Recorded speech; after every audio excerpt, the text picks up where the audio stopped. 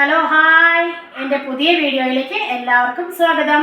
നമുക്കെന്നേ ഒരു മുരിങ്ങക്കായ എലിശ്ശേരി വെച്ച് നോക്കിയാലോ. ഇവിടെ എലിശ്ശേരി എന്നാട്ടോ പറയുക, വേറെ എന്തൊക്കെ പറയുമെന്ന് എനിക്കറിയില്ല, അതിന് വേറെ പേര് പറയുമെന്ന് എനിക്കറിയില്ല. അപ്പോൾ നമുക്ക് കണ്ടു നോക്കിയാലോ. ഒരു പിടി പരിപ്പ് എടുത്തിട്ടുണ്ട് ഞാൻ, കുറച്ച് പരിപ്പ് മതി, അതെടുത്തിട്ടുണ്ട്. ഒരു 2 മുരിങ്ങക്കായ കട്ട് ചെയ്ത് കഴുകി വൃത്തിയാക്കി വെച്ചിട്ടുണ്ട്. 1/4 സ്പൂൺ മഞ്ഞൾപ്പൊടി, 1 സ്പൂൺ മുളക് പൊടിയാണ്, കാശ്മീരി ചില്ലി എരിവുള്ള മുളക് പൊടിയും കൂടെ മിക്സാക്കി വെച്ചതാട്ടോ. ഇത് ഓരോരുത്തർ ഞാൻ 1 സ്പൂണൊക്കെ പറയുന്നുള്ളൂ, ഓരോരുത്തർ എരിവിനനുസരിച്ചിട്ട് മാറ്റം വരുത്താം. ആവശ്യത്തിനുള്ള ഉപ്പ്, ഒരു 1/4 സ്പൂൺ ജീരകവും തേങ്ങയും കൂടി നമുക്ക് അരയ്ക്കാനുള്ളതാണ്. നാളികേരത്തിൻ്റെ മുഴുവൻ വേണമെന്നില്ല, അതിൻ്റെ ഒരു പകുതി എടുത്താൽ മതി. നാളികേരവും ജീരകവും കൂടി അരയ്ക്കാനുള്ളത് കാണിച്ചു തരാം കേട്ടോ. അപ്പോൾ നമ്മൾ മുരിങ്ങക്കായ നമ്മളിന്ന് ട്രഡീഷണലായിട്ട് ചട്ടിയിലൊക്കെ കേട്ടോ കറി വയ്ക്കുന്നത്. മുരിങ്ങക്കായ വേവാനായിട്ട് വെക്കാൻ പോവുകയാണേ. മുരിങ്ങക്കായ ഇട്ടിട്ടുണ്ട്. അതിലേക്ക് നമുക്ക് ആവശ്യത്തിനുള്ള മഞ്ഞൾപ്പൊടി, മുളക് പൊടി, ഉപ്പ്, ഇത് 3 ചേർത്തിട്ട് ഇതിന് മേലെ വെള്ളം നിൽക്കുന്ന രീതിക്ക് കുറച്ച് വെള്ളം ഒഴിക്കാം.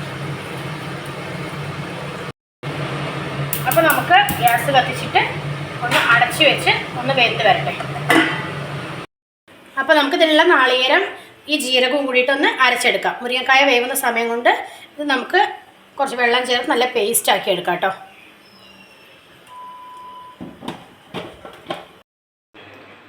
അപ്പോൾ നമ്മുടെ മുരിങ്ങക്കായ നന്നായി വെന്ത് വന്നിട്ടുണ്ട്. അതിലേക്ക് നമുക്ക് വേവിച്ച് വെച്ച പരിപ്പ് ചേർക്കാം.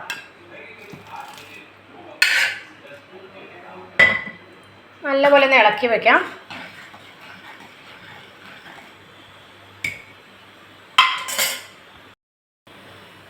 പരിപ്പ് ചേർത്തതിന് ശേഷം നമുക്ക് തേങ്ങയും ജീരകവും കൂടെ അരച്ചത് ഇതിലേക്ക് ചേർക്കാം.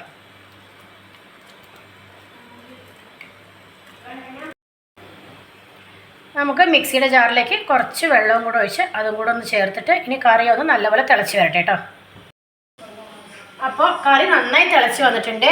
ഇനി നമുക്കതിലേക്ക് കറിവേപ്പില ചേർക്കാം. കറിവേപ്പില ഇവിടെ ഉള്ളതുകൊണ്ട് കുറച്ച് ലാവിഷായിട്ടാണ് ചേർക്കാം കേട്ടോ. കറിവേപ്പില ചേർത്തു. ഇനി അതിലേക്ക് നമുക്ക് കടുക് കൂടെ തളിച്ചിടാം. കറി നന്നായി തിളച്ചു. ഇനി അത് ഓഫാക്കാം കേട്ടോ. നമുക്ക് വേറൊരു പാൻ വെച്ചിട്ട് അതിലേക്ക് വെളിച്ചെണ്ണ ഒഴിച്ചു കൊടുക്കാം. കുറച്ച് വെളിച്ചെണ്ണ നന്നായി ചൂടായിട്ടുണ്ട്. അതിലേക്ക് ആവശ്യത്തിനുള്ള കടുക് ഇട്ട് കൊടുക്കാം.